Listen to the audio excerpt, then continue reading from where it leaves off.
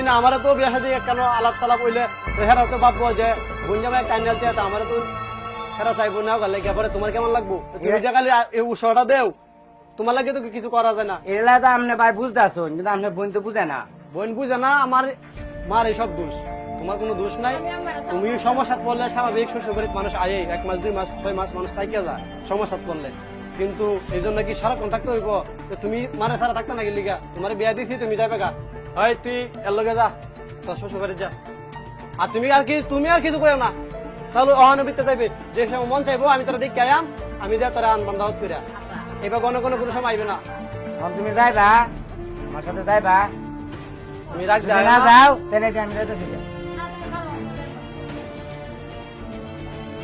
শোনো শ্বশুরবাড়ি তাই রাখ যাইবো না, 1-2 কথা যেটা আমার রাত নাই 2 কথা আমার কাছে কইবা, মাত্র শরীর ভক্ত তোমার কালি